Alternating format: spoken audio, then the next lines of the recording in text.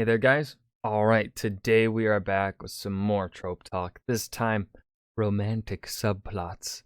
Before we dive in, though, make sure you go and check out the links in the description box below. I would love it if you joined the Discord and followed me over at Twitch. Okay, romantic subplot. Very common trope in fantasy writing. I would say, in particular, I would say this is very explicitly a fantasy sci-fi trope. Because really in I guess in like thrillers you don't really have this. I think this is definitely, and then like obviously in romance books that's not a subplot, that is the focus of the narrative, is the romance, so it's not a subplot. But yeah, this one, it's a fun one to play with. It adds stuff, well, all tropes are fun to play with. Let's just go ahead and dive in. I'm gonna shut up. Alright, I'm gonna level with you. I, honest to God, do not really understand this trope.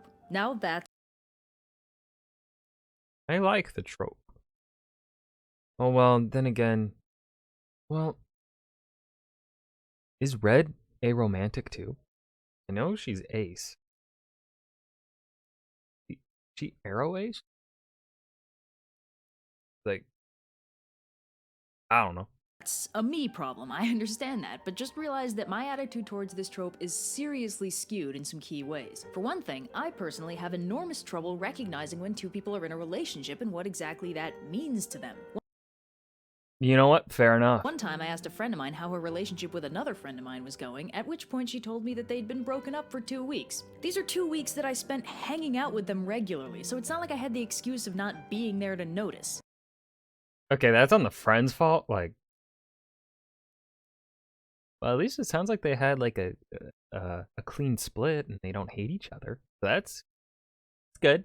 Another time, two of my other friends had broken up earlier that day, and even after I was informed of this fact, I didn't understand why this meant they weren't sitting with each other at lunch anymore. Point is, even on a good day, I have, like, no sense for these things. And for another thing, I straight up don't see the appeal a lot of the time. It's a rare relationship, fictional or otherwise, that makes me think, oh wow, that looks like fun. I don't get it. It is what it is. Now, understandably, this has seriously affected how I view romantic subplots. I have trouble recognizing the build-up to a relationship as anything compelling, I have trouble relating to some of the characters' actions when they're actually in relationships, and a lot of the time, I just don't really like the part of the story that centers on the relationship. But part of the problem here is these are all parts of storytelling that actually have endemic writing problems that serve to make them less compelling across the board. So although I'm basically working with blinders on, I have attempted to codify what exactly those writing problems are, as well as ways that romantic subplots have been done so well that even I can appreciate them. So the first problem is that in a lot of modern media, romantic subplots are treated as being inevitable. Cop shows, movie remakes, superhero cartoons, sci-fi, fantasy, romance is everywhere regardless of genre, both in fiction and reality. But what this means is that if a romance is included only because it's considered to be inevitable, it can easily feel forced and devoid of chemistry.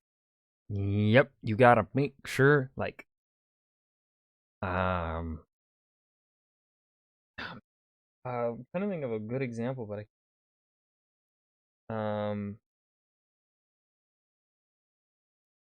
fuck, my brain is running a blank here. You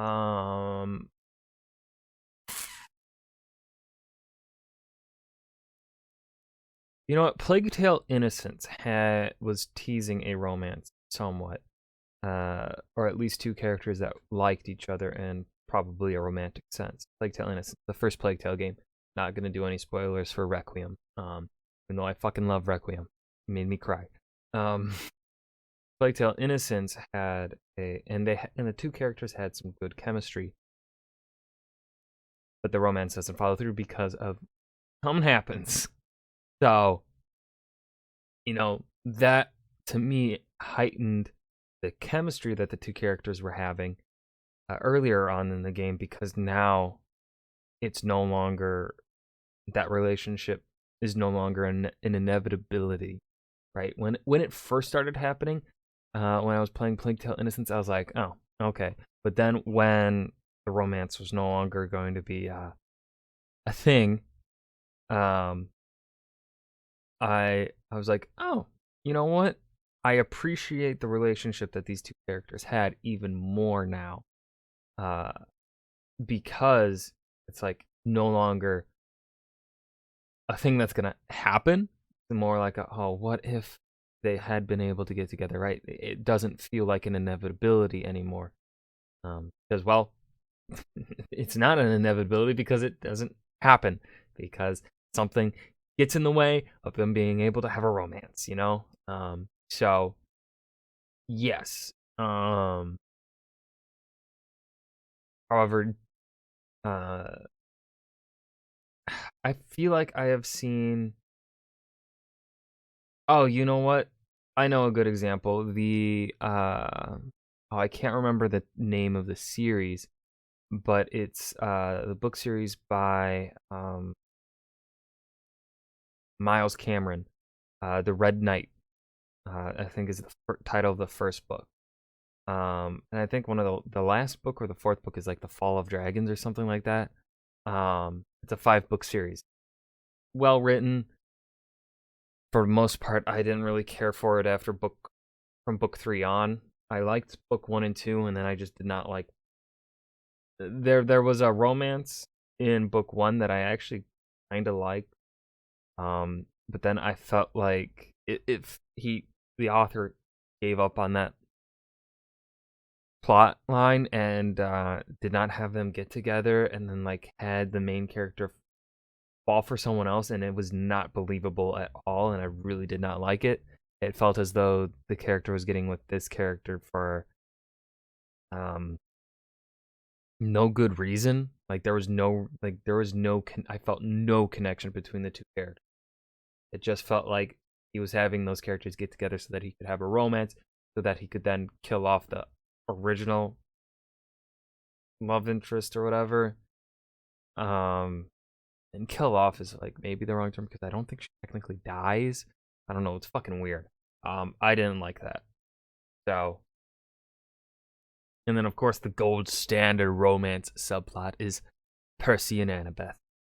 That I feel like she's probably going to mention that one. That's going to be my guess for one of the romance subplots that Red brings attention to as working for her. Yeah. Like, and then, I think it also, if we look at Avatar: The Last Airbender, for a lot of people, Aang and Katara don't work too well because their romance, I guess, in a way, their romance is that inevitable romance, right? Their relationship with each other from the very beginning, it's made pretty fucking clear from the beginning, Katara and Aang are going to be together. Yeah, they both have an interest in each other pretty much from the beginning, and then it's like a somewhat slow build, friends to then finale, they fall in love. And then, but Sokka's relationships work much better than Aang and Katara's because in season 1 we see he doesn't get that inevitable relationship. She turns into the moon. And then he falls in love with Suki. But because of the loss of his first love interest, I feel like it's easier to then believe the romance that's happening between him and Suki. There's more, I guess you could say, stakes in it because we know Sokka has lost a girlfriend before, so now we also have it in playing in the perhaps subconsciously in the back of our mind. Sokka could lose Suki too, right? But also I do think that the romance between Sokka and Suki, even though it is not all that focused on, I think the relationship between those two characters felt, I think, was better written than Katara and Aang. They kind of, looking on it, it feels as though they wrote Katara and Aang as kind of just like as in the inevitable relationship, as the like romance that's supposed to happen, and they didn't put too much effort into it. Which is why then if we look at Sokka's voice actor's other animated character performance with in an animated series that has a romance that I have watched, The Dragon Prince. His character Callum and the relationship Callum has with Rayla feels, I would say, and Callum is like the main character of the Dragon Prince TV show. And so again, their relationship feels like an inevitability. However, the writing there, they are putting more of an effort into it than I felt there was effort in Katara and Aang's relationship. So Rayla and Callum's relationship feels more believable in a sense, and also it's a bit of a back and forth relationship because at the end of season 3, there's a time jump. I haven't watched all of season 4 yet. I've only watched the first episode, so no spoilers, please. She leaves him after season 3, and at the beginning of season 4, she's still not there. So, ouch. Huh. A lot of poorly handled romances just automatically pair up the leading lady with the most protagonisty dude, and then that's it. The plot will just treat the characters like they have a thing going on, regardless of whether or not their characters actually have any chemistry at all. This has led to this weirdly pervasive problem, where a romantic subplot will be assumed unless explicitly addressed and denied. This is how you get big dramatic kisses with zero actual preamble. The romantic subplot is assumed to be there, so a lot of the time nobody actually bothers to write the stupid thing, and we, the audience... Yep, and I think that's one of the issues that came with the Katara and Aang thing, because honestly, if you're not, I don't know, I feel like this is gonna sound very presumptuous of me or like very snobby, but I feel like either if you are not aware of kind of tropes in writing, or if you're maybe not like if you're like Red, who doesn't really notice these sort of things, or maybe they're not your interest. Going back to Katara and Aang, there really isn't too much that lends itself to explicitly showing, hey, these two characters have a romantic interest in each other. Because how we see Katara treat Aang is we kind of see her. That's how she treats almost everyone, in a way, right? Actually, it's both of them are very much the sacrifice kind of person, of where they will do whatever it is in their power to save their friend, right? Katara does that for everyone in the gang. Aang does that for everyone in the gang. We don't really see them going out of their way to do something extra for the person that they're in love with, right? We don't see Katara do extra for Aang that she wouldn't do for the other members of the gang. We don't see Aang do extra for Katara that he would not do for the other members of the gang, right? It really isn't until season 3 and kind of the Fire Academy arc where Tara and Aang dance in the cave in front of the others fire school or whatever, Fire Academy, Fire Nation Academy students. That's where we see kind of truly like a boom relationship kind of thrown in your face of those two being together. And I guess in season 1 they kind of somewhat hint at it because Aang makes Katara a necklace, which I believe in the Water Tribe culture, that technically is kind of a betrothal, I guess, in a way. But of course, when that is told, when we are, when Aang does that for Katara, it's not done in a romantic sense. It's not shown in a romantic sense. It's shown more of as this is a friend trying to do something nice for a friend. It's not really conveying any romance. So, I don't know what point I was trying to make here, but I understand what Red's talking about, what frustrations she has with this. Because, yeah, you definitely see these issues.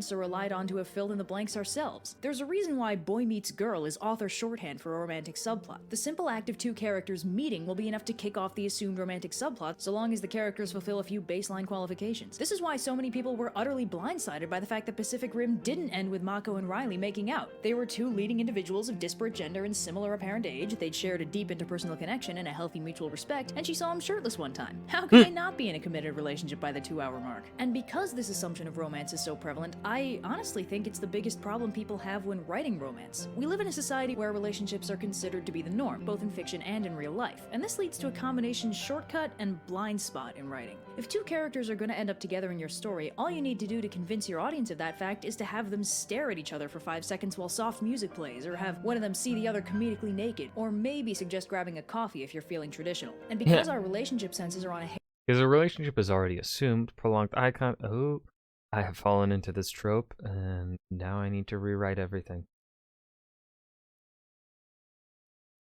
Their trigger, these tiny cinematic tricks will imply to us that these characters have magically forged some sort of deep, fulfilling personal connection that's destined to end in makeouts. This is the shortcut part, but the problem is, this shortcut So what this actually is, I would say this is the soulmate trope. And so a lot of people don't really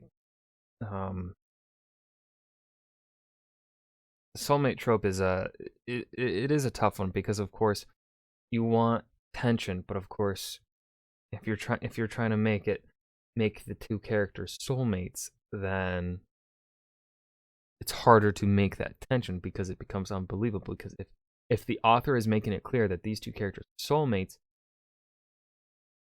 then you can't really put too much tension on the relationship that's believable, because the soulmates essentially will always, part of the trope of the soulmates is they will always work it out. So you've got to like find some sort of way to bring some tension, stress on to them, or whatever, you know. Like, I'm a fan of the soulmate trope, and one, like in the Percy Jackson series, you know, by Titan's Curse, Annabeth and Percy are fucking soulmates. Like, by the third book, you're like, yeah, no, they love each other. But then when Rachel is introduced, I think in book 4, is that when she gets introduced? And then at the I don't really like the beginning of book 5. Although book 5 is probably my favorite of the series, just because it's a really solid finale. Because of Percy and Annabeth kind of finally being confirmed. The whole subversion attempt at the beginning with Rachel and Percy being on a date, I don't like that, because again, it's adding an unbelievable thing to Percy and Annabeth's relationship, stress on Percy and Annabeth's relationship, because it's like, no, you as the reader know, especially by the beginning of book 5, Percy and Annabeth are going to be together. And so, you know, that date at the beginning is like meh to me. I hate it. I don't like it at all. But yeah, anyways. Circumvents the actual development of their relationship. It just drops two characters into a relationship context with zero groundwork to support it. And that's the blind spot part, since it can easily leave your audience, consciously or subconsciously, wondering how the heck did we get here? The best example I can think of this happens in season 1 of Legend of Korra. As soon as we get introduced to handsome bad boy leading man type Mako, Korra develops an incredibly bland crush on him, and after some fairly standard he has a girlfriend but we have something special shenanigans, they wind up in a relationship that literally nobody seems to have found all that compelling. Not even the actual characters in the relationship, since they break up later that very same season. Now, I will say, as much as I found their relationship to be blander than unflavored oatmeal, I really like how the showrunners handled the consequences of the blind spot in-universe by having the characters realize that their relationship wasn't working right and their dynamics were all wrong. It's a very eloquent demonstration of what can happen when two characters with leading man and leading lady stamped on their forehead. Yes, I will say that I do like the, however, then, because of Nickelodeon getting in the way, right? That's why the Korra and Asami relationship right at the literal final episode feels like a blind spot, because Nickelodeon didn't let the writers really focus on it, because you know, this show released what, pre-2015, or I think it released pre-legalization of gay marriage, and I mean, still, even after that, there have been studios having issues. But yeah, I think one of the things that Korra did, the Legend of Korra did well, was the handling of the relationships. Now, I will say, again, the funny side character, they gave him the better relationships. Bolin's crush on Korra, and like you kind of believe for a while that Korra and Bolin kind of would make a good couple. But then Bolin meets, what's her name? She becomes an airbender thing. One of the granddaughters of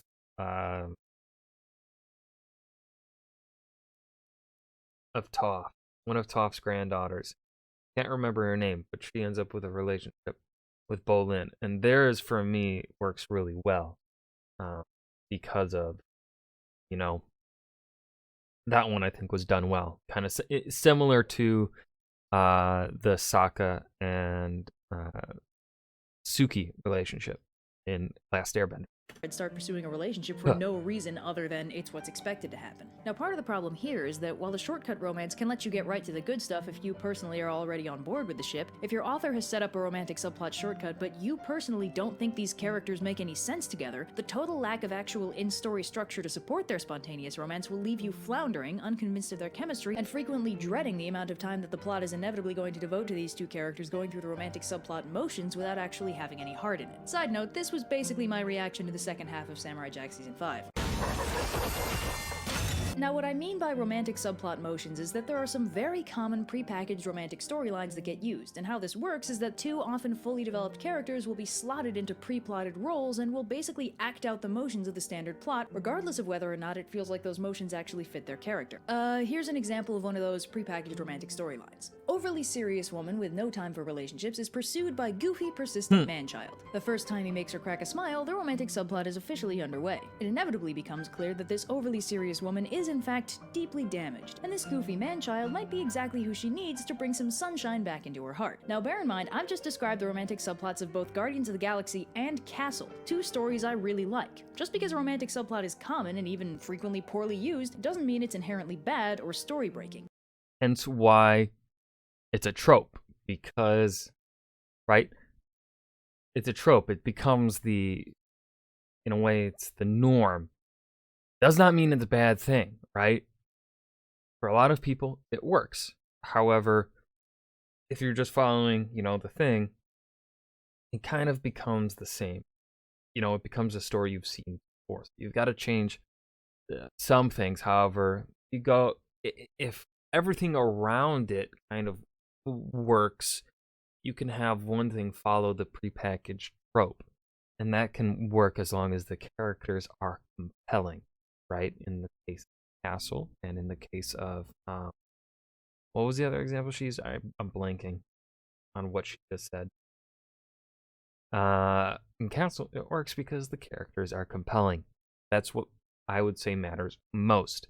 Following this trope isn't bad so long as your characters are compelling. But if you slot two characters into the subplot for whom it doesn't make much sense, you can accidentally get some seriously creepy undertones if it feels like both characters really shouldn't be on board with this kind of thing. Yes. If, for example, it feels like the overly serious woman just really genuinely wants to be left alone and has no interest in humoring the man-child, the goofy man-child's persistence in pursuing her can come across as something like stalking. So what happens is... Yeah, episode 2's here's the thing. I do really like Padme and Anakin being together. You feel it more so in episode 3, and in the Clone Wars TV show really helps it out quite a bit, I would say. A bit. There are, yeah. But yeah, episode 2 lingers there in the back of your mind, and you're just like, God damn it. And then, of course, right, here's the thing. They're only 5 years apart. Right, Anakin's 9 years old. Padme's 14 in episode 1. And so, of course, they're not going to have a relationship there. Anakin's going to develop a crush on the 14-year-old girl. But, of course, because of how much growth happens between 9, 10 years old and 14, right, because Anakin's a 9-year-old, he looks so fucking young compared to the 14-year-old girl because she's going through puberty. She's growing up. She's changing. She's had already a good chunk of her growth, uh, you know, her teenage growth happen. Anakin hasn't even hit that yet. So of course, I think, you know, and then of course another issue with Anakin comes in the fact that they're like, oh, he's much too old. The audience is not going to believe the idea of him being too old when he's still 9 years old, right? If you go deep dive into Star Wars and you love it, you can understand why. Eventually, you can understand why 9 years old is a bit too old to become a Jedi. However, if you're just watching the movies and you don't really care too much, it kind of becomes like you don't get it because again, 9 years old. He hasn't even said 10 years of life yet, and you're saying he's too old. It would have been more believable if they had aged up Anakin, and I think it would have strengthened the relationship he had with his mother if he had already started going through puberty as a slave. I think Anakin should have been 12, 13 years old, 14 years old, pretty much like make him the same age as Padme. And then that, kind of add some more nuance to the relationship because Padme was elected queen at such a young age. And you could play into that sort of dynamic of, she wants to help her people and stuff like that. She's thrust into this role at such a young age where there's a lot of stress on her. And then you have Anakin who never got to make a choice in his life. And he's kind of getting thrust into this position of where he's still not really going to be able to make too many choices in his life as a Jedi. Stuff like that, blah, blah, blah. So it's his way out of slavery. You could really argue that the only reason Anakin becomes a Jedi is because it's a way out of fucking slavery. And so there's really not much choice there. However, that concept is not really explored. The concept of Anakin, if Anakin really had much of a choice in his life. They don't really explore that. And I feel like that's a missed thing. I feel like they really could have increased everyone's sympathy for Anakin if you had explored that whole fact that motherfucker was a slave for the first decade of his life, and then he's a Jedi, and the Jedi live a pretty strict life. He didn't really get many choices. But anyways, back to the romance happening between Padme and Anakin. I definitely think for episode 1, I think they should have just aged up Anakin, have him be older from the beginning. Because that would have done two things. One, make the relationship between him and Padme less creepy. And two, strengthen the whole believability of him being too old to become a Jedi.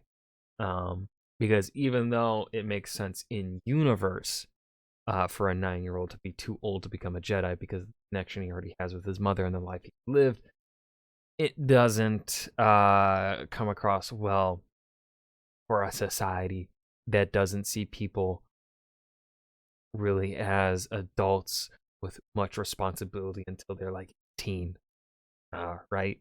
We view 16-year-olds still as kids. Although there's been pushback with the younger generations where they're trying to view 16-year-olds more as young adults, right? But yeah, I forgot what point I was trying to make. Is if you're not careful, two characters playing out a standard romantic subplot can end up feeling out of character the entire time the subplot's happening. And this leads to something I like to call the audience third wheel effect, where it's like the character we like turns into a whole different person when their SO is around. This is basically how real third wheeling feels. If your bro acts like they're a different person to their partner than they are to you, then when they're around that partner, that different person is all you see. And if the characters you otherwise like or relate to become different characters when romance is involved, it can make you feel just as awkward and uncomfortable as a real third wheel situation does. But of course, the assumed yet undeveloped romance, the out-of-character generic romantic actors, and the third wheel effect are only problems if the relationship isn't being portrayed in an independently compelling way. The major problem that creates each of these issues is that sometimes characters in romantic subplots will feel empty except for the role they play in that romantic subplot. And this mostly happens when the romantic subplot is prioritized over the integrity of the characters that make it up. I think that's what I was saying earlier, where it's so long as the characters work and the characters are compelling, and you're not just focus don't focus on the romance, focus on the characters and them connecting, I think is what, right? You can go into this trope, you can go into the soulmate trope, which I think is what Red has in somewhat of an issue with. He doesn't connect to the soulmate trope, really. It's not a trope that works for her. If you're focusing on the characters themselves, like not focusing on them getting to that end point of them smooching, you're focusing on them developing together, because that's kind of what a relationship is. You are developing, you are growing together in certain ways. There are certain things you experience together, and it grows you together, and it gets them more connected, right? But of course, because of this, right, if you want it to be believable, you have to have things that are happening that only affect one part of the relationship, right? You can't have, the moment they start having their romance, is you can't have every problem that's coming into your story affecting them both. You have to have them be dealing with things on their own, which I do that. Just to brag about my own writing and how I, am amazing. Yeah, I think it's one of the things that you got to do is you got to have them dealing with their own shit. You can't, right? You got to remember the characters first, and then you have them. It's so hard to. I feel like it's so hard to say. I can't really think of too many example. Actually, Percy and Annabeth, another example. Percy and Annabeth deal with certain things together, which is what strengthens the believability of their growing romance with each other. But then, of course, right, the two have storylines that grow them separately, right? You have Percy's relationship with his mother, with Sally, and his kind of relationship with Poseidon that grows him separately as a person. Whereas then Annabeth, she has perhaps, you could say, a better relationship with her godly parent than she does with her real parent, which is the inverse of Percy. Percy has a better relationship with his human parent and a not good relationship with his godly parent. So his arc is him kind of reconciling the two, where he's getting a better relationship with his godly parent. Annabeth's getting a better relationship with her worldly parent in, what was it, book 3, I believe, was when we meet Annabeth's dad. Yes, book 3 was where we meet Annabeth's dad. And that's kind of see her arc there, right? They have their separate things that make them who they are, that they deal with and grow on their own, while still also then dealing with, like, at the same time, they are dealing with things that grow them together, right? Like Percy and Annabeth then in the same book, in the Titan's Curse, while all that separate stuff is happening to them, they then share the burden of holding up the fucking world, right? So, yeah. As always, sacrificing a character's personality for the sake of plot is a bad idea. This is one of the reasons why the ubiquity of the romantic subplot makes it so easy to fall into this particular trap. Romance subplots are everywhere, and because they're everywhere, they're incredibly easy to write without even thinking about it. But Yes. if you do that, you lose track of the characters you're involving in the romance subplot, and because the romance has to be built out of actual character interactions in order to feel real, slotting two pre-existing characters into a pre-packaged romance subplot will always end up feeling wrong. Your characters will lose their characterizations when they interact in the context of the romantic subplot, and that's just annoying. It makes the whole romance feel annoying because it'll never feel in character if your characters stop being characters when the romance is happening. You get a similar problem if you have two characters utterly devoid of personality outside of the context of their romantic subplot, since that creates empty characters that are just there to spout one-liners and make out. But that problem is way bigger than just being a romantic subplot thing, since any character that just exists to serve a plot is always going to feel devoid of, well, character. So the solution here basically presents itself. A romantic subplot, at bare minimum, has to arise naturally from the characterizations of the characters involved. Otherwise you get stuff like this. Sorry man, unless it's Spock's Time of the Septennial, I'm not buying it. Anyway, this basically just means that your designated romantic partners need chemistry. They have to interact in an interesting way, and they have to care about each other in a meaningful way. Coincidentally, this is also how to write compelling friendships. It's no surprise that there's something of a gray area between the two, and that's where all the shipping happens. Most of the shipping, anyway. So, your characters have to care about. See, this is why I'm not a fan of the enemies to lovers trope. because you know, going to a relationship, I feel like friends care about each other. Like, I don't know. Enemies to lovers always is also always done poorly, I feel like, because they always do it in a way where it's like, yeah, they fucking hate each other, and then they like do nothing to make it work. They don't do anything. They're just like, yeah, they fucking hate each other still, and so it becomes unbelievable, right?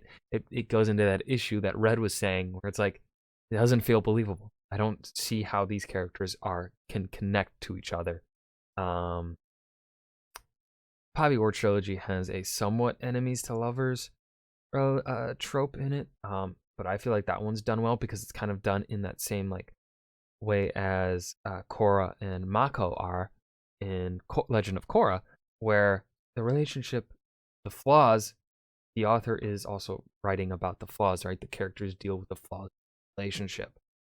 Also, that I like that. About each other. There are all kinds of ways to do that. Sometimes one of your characters has an explicit reason they care about the other, like they remind them of a dead loved one or they need them alive for some external reason. But a lot of compelling relationships start with two characters who just obviously care about each other's well-being, with no explicit justification needed. As long as they can demonstrate that in story, you'll be able to establish that their relationship, whatever it ends up being, is based on mutual compassion. Now, there are a few standard story ways to demonstrate this kind of thing. Broadly, most of them fall under the umbrella of one of them helps the other one through a moment of crisis. In some cases, this manifests as an explicit rescue romance. One of them is in danger, and the other one swoops in to rescue them. Some fictional relationships are built entirely on this dynamic happening over and over again. But crisis can mean a lot of things, and it doesn't have to be rescue from mortal peril every time. And it also doesn't have to be one-sided. A lot of battle couples cement their relationships by watching each other's backs in combat situations, paying attention to each other's well-being as naturally and fluidly as they attend to their own. Also, sometimes the crisis is non-physical. Emotional trauma or breakdowns are fairly common, and one character supporting another one through that sort of thing is a very widely used way to establish an appropriately affectionate relationship. And sometimes this help in crisis thing actually ends up inverted. In superhero media, for example, moments of crisis make up about 80% of the plot, so in these scenarios, a solid way to demonstrate a special kind of care between two characters is to have them sharing quiet moments with low stakes, rather than just watching each other's backs in high-octane combat. Now obviously, this doesn't mean that these two characters have to be all mutually supportive all the time. Banter, bickering, or even genuine arguments and fighting don't detract from the overall concept that these two characters really, truly care about one another. This is handled very simply most of the time. The characters will bicker or banter when things are chill, but if stuff ever gets really serious, well, so do they. When the chips are down, they're mutually supportive in whatever ways have already been established. Basically, while at heart these characters would most likely die for each other, on the surface their interactions are liable to be a lot more human, and that gives you plenty of room for snark, banter, straight-up fights, misunderstandings, and all the other building blocks that interesting on-screen character dynamics are made of. In fact, sometimes one of the most useful ways to demonstrate that two characters have that kind of deep mutual understanding that facilitates romance is to have one of them call the other out on some sort of BS or misbehavior, since it conveniently demonstrates both that they have a close enough relationship for that sort of conversation to happen without it being weird, and that one has a clear enough understanding of the other to be able to recognize and clearly address whatever toxic stuff is running around in their head. Also, since communication is one of those pillars of a healthy relationship, this sort of interaction is a good sign for their relationship as a whole. Having one member of the potential relationship actively facilitate or inspire character development in the other is a solid way to establish how close their characters have already become. Now, most of this preamble and drama usually leads up to a big moment where it's established that these two are finally in a romantic relationship. The most traditional of these big moments is the kiss, although a big dramatic kiss doesn't actually count for much on its own, since if it doesn't have enough preamble to establish the closeness of the character's relationship, it can feel forced or just generally weird, since a big significant kiss signals that we were supposed to be rooting for this outcome.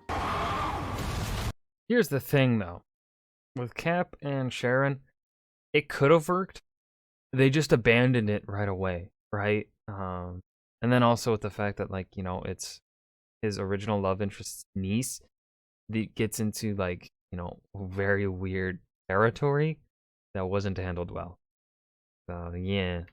But let's assume you've written and established their character dynamics, you've led up to their big romantic moment with adequate development of both characters and their mutual dynamic, and they have officially demonstrated. And also, it gets really weird because in Endgame, Cap goes back to Sharon.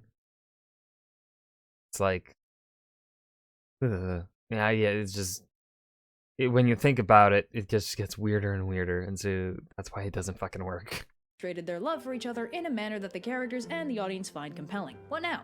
Well, now you have two characters in a relationship. And here's something interesting. Many writers seem to have ridiculous amounts of trouble writing characters in a relationship. In fact, most stories with major romantic subplots will end on the big relationship sealing moment and never have to directly address the consequences. And if they have a sequel, a major issue in the sequel plot will frequently be that the couple is either having relationship problems, or has actively broken up, or in the extreme cases that one of them has died. Or sometimes, if the romance is a major component of a long-running TV show, the authors will just drag it out and pace it out with drama rather than just letting the characters get together and act as a healthy couple. And this is true even in situations where the characters actually have legit chemistry. Consider the Marvel movies, specifically how they deal with Thor. Movie 1 does a remarkably good job of establishing a compelling relationship between Thor and Jane, demonstrating their mutual interest in both their respective worlds and each other. And then the next time we see Jane in Thor: The Dark World, she hasn't seen Thor in years, he didn't bother to stop by post-Avengers, and even though they're still close, it's not really like their relationship has been happening. They put all this work in the first movie into actually developing a charming, believable Shakespearean romance between these two interesting characters, and then they don't know what to do with it. And I have no idea why this is a thing. It's so weird to me that we've managed to create literary shortcuts like 5 seconds of sustained eye contact that fast-track the actual romance into being a thing. Literary shortcuts like the big kiss that clue the audience in on the relationship becoming official. Will they, won't they drama to keep the audience on edge and invested in the relationship, and then have next to no way of handling the actual relationship we've just spent all this time and effort setting up. Now, this problem isn't universal, but it's pretty close. Most romantic subplots functionally end with the big kiss to establish that the relationship.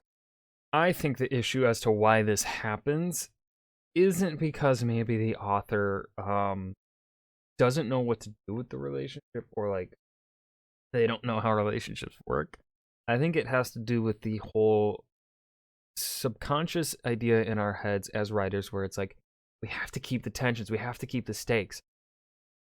And so in a way they try and take the shortcut of it being in the relationship, right? They try and like, you know what? The audience loves this relationship, so I'm going to cause the tension here in the relationship. I'm going to make people question whether or not they stay together. The audience doesn't like that. And I think we're seeing that becoming this whole of the relationships getting screwed up in this part here. I think we're seeing this less and less because now we're having younger writers come in who grew up with this shit happening in all of their stories and they're sick of it, right? I don't like this stuff either. It's unbelievable to me. Now, of course, you know, not all relationships are going to work out. Going back again to the Korra and Mako stuff, you know, some things don't work out. Or like Korra does go on a date with Bolin and they just don't work out. I like that. I like that, you know. They don't work out, but they still remain friends, you know. So, but like, you know, the big kiss kind of moments, stuff like this, where the author is really much trying to hammer home the point that these characters are going to belong together. This don't work. This doesn't fucking work if you're doing all of this. The moment you start doing this with a romance, with a couple, you cannot do this. I feel like you cannot, because it's just not going to feel. Either this isn't going to feel believable, or because you're doing this, then this part isn't going to feel believable. If you're trying to do both of these with the same couple, it's not going to work because you're going to undermine one aspect of it. You're either going to undermine them in a relationship as not being believable, or you're going to undermine that build up to them being together as you're going to start seeing all the holes in it, and you're going to be like, that's not believable anymore, and you're not going to understand why then they even got in a relationship in the first place, and then that's just going to undermine all of the tension that the author, the author, are trying to put, right? Relationship is official, and once that happens, it just kind of stops. Subplot over, relationship achieved, achievement unlocked. Now, part of this might be because the actual process of building a relationship is usually more dramatic and high stakes than maintaining one. Yes, I think that's another problem, and of course then it goes back to the writer trying to get that excitement and tension back. And is therefore more interesting to include among the actual on-screen interactions, but I really do think that we have a bizarrely difficult time portraying healthy relationships on screen. And unfortunately, I am exactly the wrong person to talk about how people in real established relationships work. But I can extrapolate how fictional relationships can be done right from the few examples I've seen where the characters managed to stay interesting even after their relationship got solidified on screen and they stopped all I'm the curious will they who won't she's they gonna bring up. nonsense. And the unifying thread seems to be that the characters basically act the same before and after the big kiss, minus any will they won't they stuff, plus a little more PDA and something resembling total openness with one another. You know, how people would logically behave in a mutually supportive and healthy relationship. Basically, they stay in character, but they also trust and support each other and share a deep, mutual, compassionate bond. And if one or both of them can't be in character while having that kind of relationship, they shouldn't be written with that kind of relationship. Simple as that. Characters who can't stay in character and be in a relationship at the same time shouldn't be shoehorned into relationships. This obviously doesn't mean they can't undergo character development during the relationships, and in fact they probably should, but if the only way for a character to be in a relationship is for them to stop being themselves entirely, then it probably shouldn't happen for everyone's sake. So yeah. Hey, this video is sponsored by subscriber T. Ellery Hodges, so we're gonna take a hot minute to talk about his book. So